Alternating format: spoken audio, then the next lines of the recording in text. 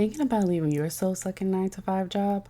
One of the biggest struggles I see people, especially as women, face is the idea of having that safety net, that enticing perks and benefits, and listening to that head trash of what will people think if I leave. I totally get it, and I've been where you are. That's why I created a free guide to help you if you're thinking about putting in that notice. It's called Unlocking Your Exit Plan. Discover 5 things you need to do before leaving your 9 to 5. This guide is filled with worksheets and steps so you will have hand holding along the way. You can download your copy in the link in the show notes, and again, it's totally free. Now back to today's episode. Hey, Candace here, and I love all things business and marketing, but my biggest hurdle is my 9 to 5. That's right, you heard it.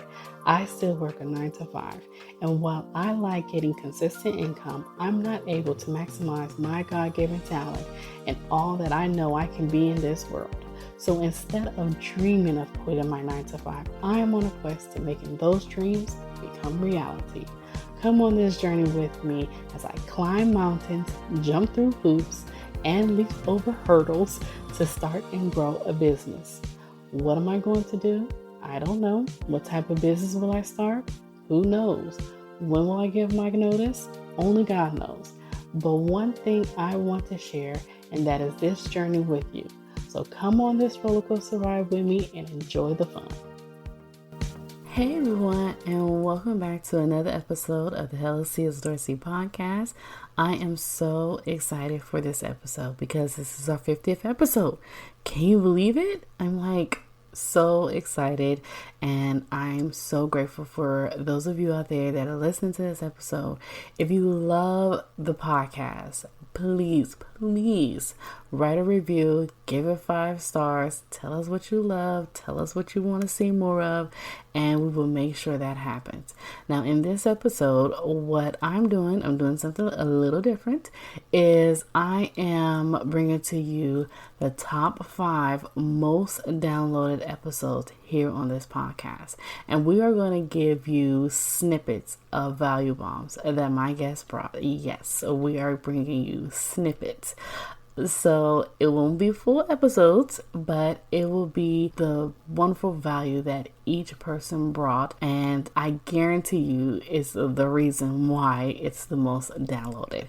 So first off, we're going with episode 27. This is number 5. So we're going from 5 all the way down to number 1. So first one is episode 27, Restore Your Journey from Lost to Life with Marilyn Willis. Take a listen. What advice can you give to those out there? I think probably one of the most important things we can do, going back to the first thing I said, is gain those cheerleaders. I think sometimes those cheerleaders come within our family, but as we grow in YouTube or in our podcast or in our counseling profession, whatever the field, there are going to be people alongside of us that we can spur on with us. And I think the conversations that have helped me the most come from some dear friends that I have that I met in my master's program that were counselors as well. And, one of the hardest things I ever did was writing and finishing my book. I think what you do is you schedule it in. You make sure, okay, every day, if there's something that is that important that you need to do, you make it a first priority. You wake up at 5 a.m. before your kids are awake so that you can spend time writing. And you make sure you have that on your schedule at least 5 days a week, and you make it happen. And you just are consistent. And even if nothing comes of it that morning, know that you setting that time aside is formulating those thoughts, or the new curriculum, or the new podcast adventure that you're wanting to take your clients on.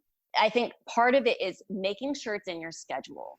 The second part is collaborating. And what makes us better is linking arms with other people that are within our profession. And I know this sounds counterintuitive because a lot of us think well, that's my competition, right? Like my friend maybe has a private practice and she's a counselor as well. So really, should I be linking arms? I'm saying yes, because we are more powerful together and we're going to reach different people. Different people want to see my friend that has great experience with helping people with eating disorders or depression, and my field is grief, right? And so I'm going to link arms with her and we're going to share.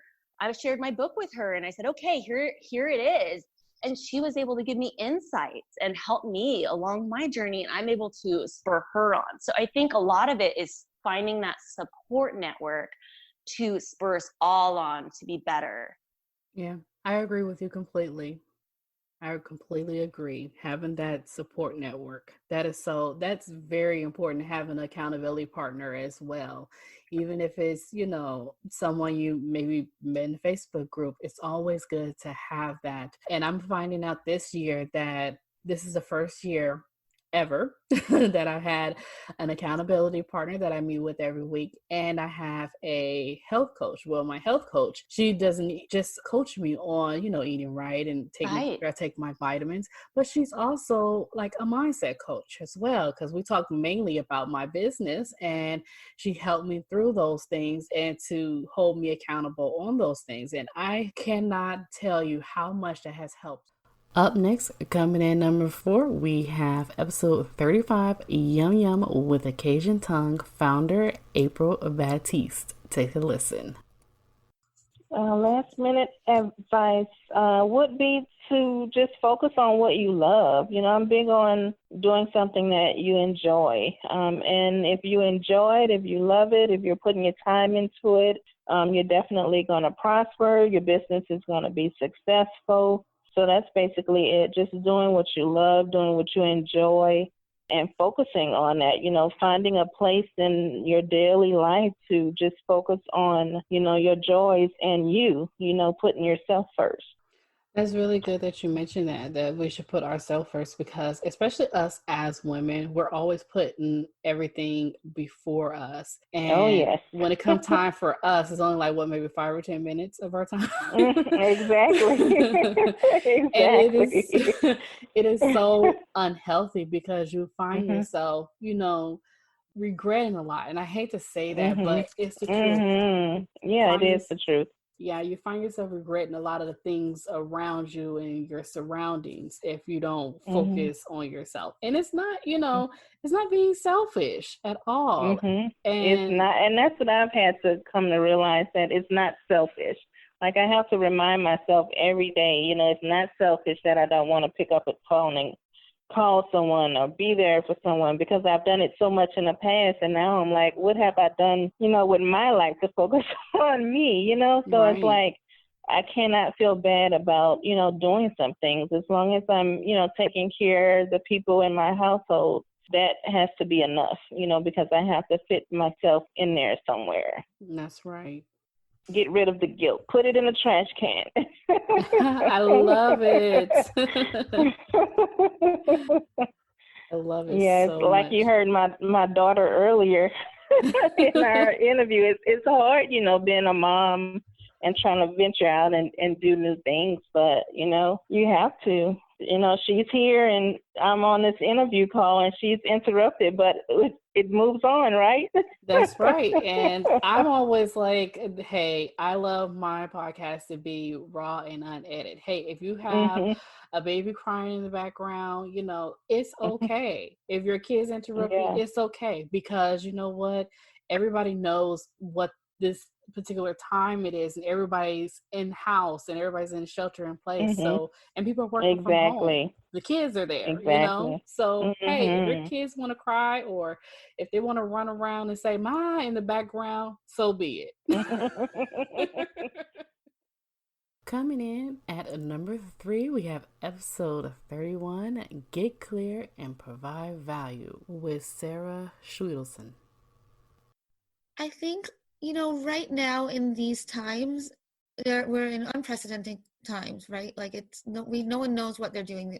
We've never been through anything like this before. So I think the important thing is, well, besides for just, doing it, and taking imperfect action and being okay with it not being, exactly the way that you want it to be, is make sure that you provide value to your people. So that means like offering things at either a discount or low or no cost, and having it be, the same value that it would be doing if you were charging a lot. So for example, even just earlier this evening, I had a call, and so I'm offering my programs. I have like a 1-month program and a 3-month program. My 3-month program, I charged my regular price. I didn't offer that at a discount, but I offered a 1-month program for free. And I just signed a client. I signed her on for the 1-month program just like right before I spoke to you. That's awesome. So Yeah. my question is, what did you do to actually get that client? Did you already know that client, or was it more social media, or was it word of mouth? It was from Facebook. So I'm in actually a few entrepreneur Facebook groups, and I made a post asking a question relevant to my niche. Single ladies, are you guys dating right now? Why or why not? Which is like a pretty like basic question, you know, like and in answering, they're kind of raising their hand. They're like, oh, I'm a single lady, and yes, I'm dating, or no, I'm not dating, you know. And I responded to the comment, and I was like, so I'm doing a survey for market research. Would you be willing to fill it out just so that I can learn, you know, the language? It's always good to like do market research and interview people, and just to see what your target audience is going through. And so the ones who said, okay, I sent them the survey. It asks like 2 or 3 questions. It's like, you know, what's the worst thing about dating? What's your favorite part about dating? What are you looking for? What's your deal breaker? How important is it to you to have a different dating experience? And then at the bottom, it says, optional, leave your email if you're interested in a free clarity session. It's a session where I determine if the client is a good fit for me, or if I would like to work with the client, you know, if I feel like I can help them. She filled out the survey. She commented yes on that post. She filled out the survey, and I emailed her after. I said, hey, I see you left your email for the free session. I'm available this and this date. I gave her 2 or 3 options of like slots. She said the sooner the better. So I said, actually, I have today available. And so we did the call today. That's amazing. I love how you have your step-by-step process, and it's not difficult. Coming in at number 2, we have episode 21, Living the Life with Ashley Cotton. Take a listen. What advice can you give people out there that is feeling really uncertain about this time? Number 1, of course, lean and depend on the Lord.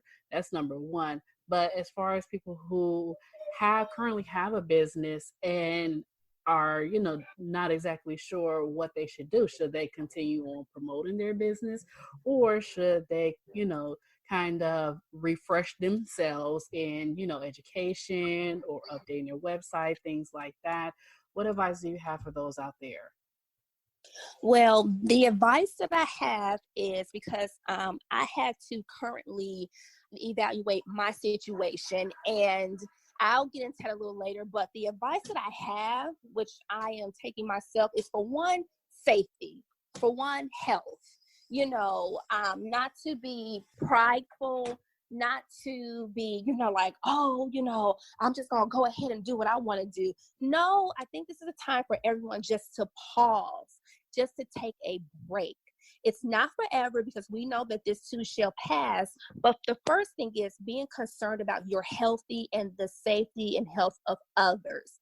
If you can, whatever you can do from home, do it. Whether it's, you know, coming up with, you know, witty ideas about your business, whether it's reading to update yourself regarding the industry that you're in, regarding, you know, your business that you're doing. Like, just right now, taking this time to I guess like reconstruct or build or whatever, but don't get down and out. Don't get depressed. Don't become stagnant because of this here situation. If anything, if you can see the silver lining, if you can see the blessing overall, you know, whether you're spending time with your family, whether you're able to just take a step back and reevaluate what is most important to least important, then do so. I know for myself, because I am a talk show host, that my interaction is with people coming into the studio and talking to them face to face.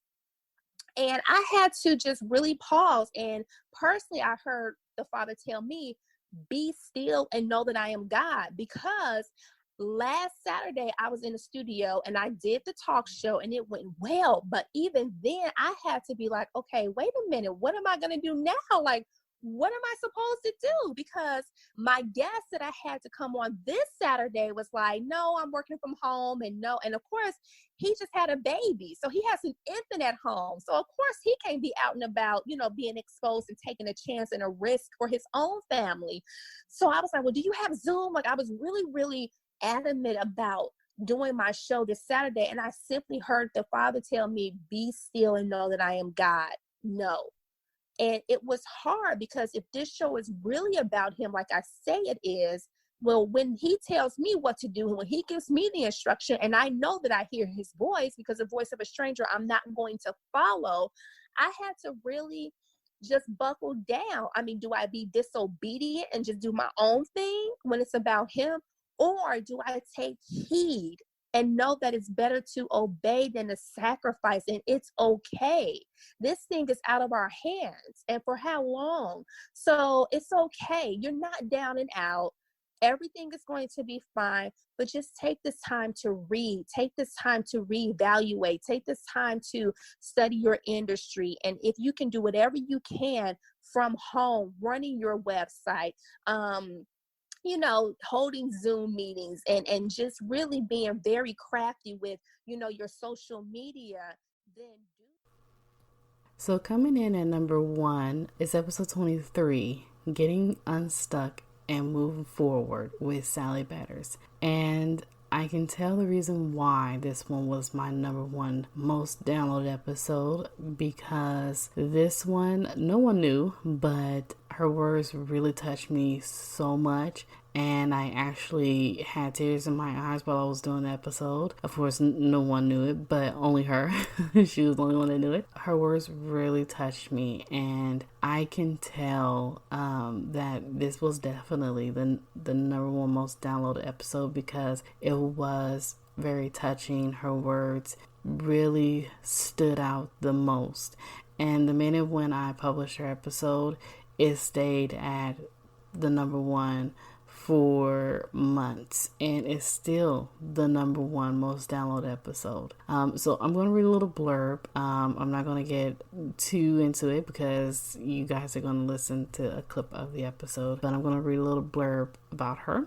So Sally Betters is a compelling author, transformational coach, and informative and inspirational speaker who is a truth teller, and that she is. Her passion is to reach through the pages of a book or extend a hand through electronic screen to offer personal freedom, eliminate the cloak of shame. It is her mission to assist individuals to help organizations understand the rarely talked about issues that define our worldview. And I love her so much for that. So I'm going to stop talking, and without further ado, the number 1 download episode is Getting Unstuck and Move Forward with Sally Betters. Next step, and just keep moving forward, especially in the time that we're in right now with COVID-19. What advice could you give those out there?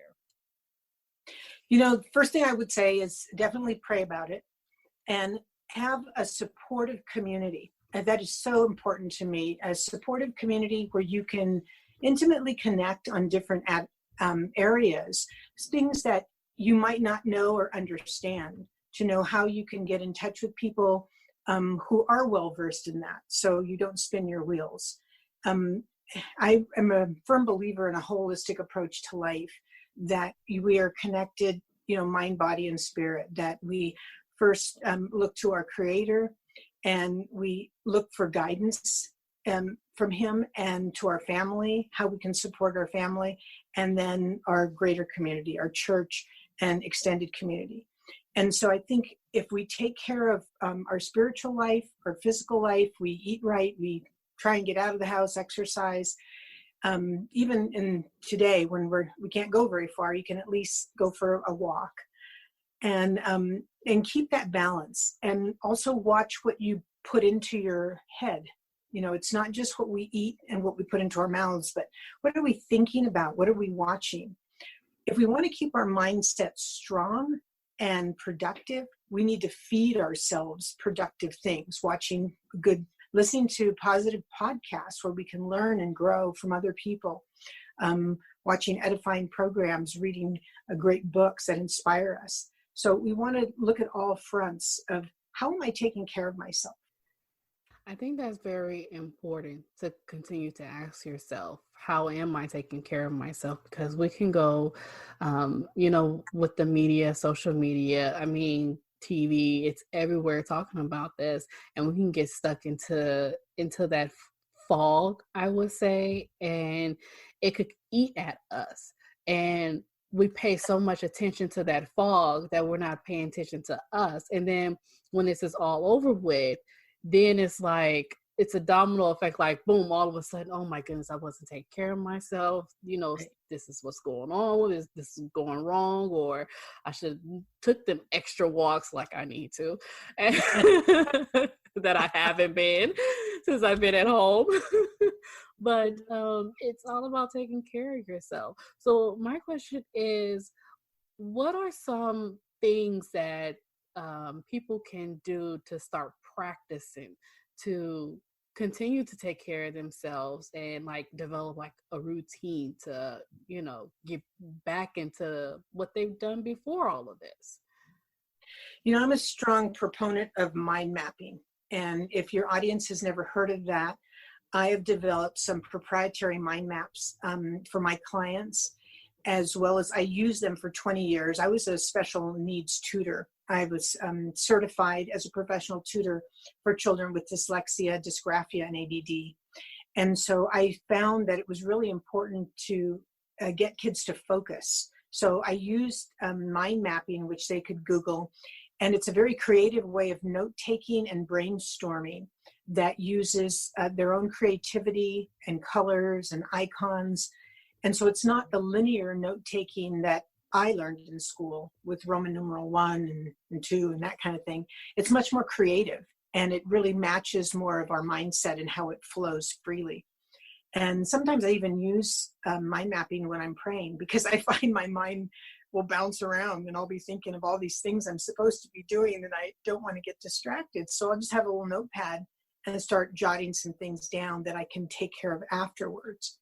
So I think if we can get it down on paper and get it out of our heads, then we can start seeing the reality of what we Hey, thank you for tuning in to another episode. Now, can you do me a favor? If you love this episode, please write a review. Let me know what you think, or send a shout out on Instagram at CS Dorsey _hello. I can't wait to read your love notes.